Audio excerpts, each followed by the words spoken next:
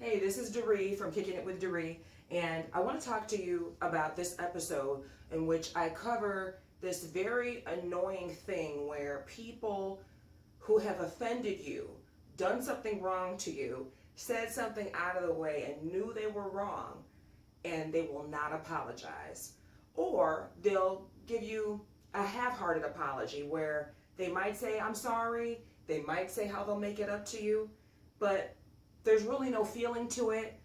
There's not any evidence that they're sincere because either their voice is messed up when they say it, their tone is wrong, they don't seem sincere, their body language isn't with it, they're not looking you in the eye, or maybe they do some of those things, but as time goes on, you see they're not really sorry because they repeat the behavior or they continue to treat you in a manner that you don't deserve.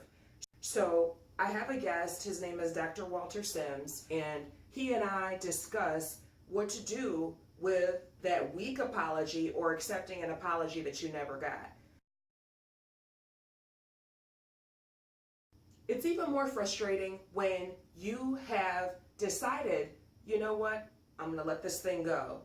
Regardless of whether or not this person has apologized or whether they meant it, I'm going to let this go. I'm not going to let this bother me. And then a couple years goes by.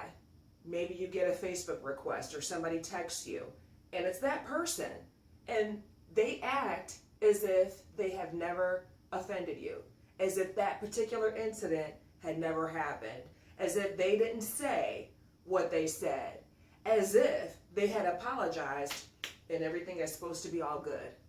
All of a sudden, you have all these feelings that come back.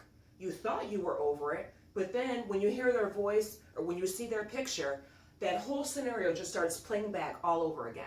And you're like, oh man, I gotta let them know.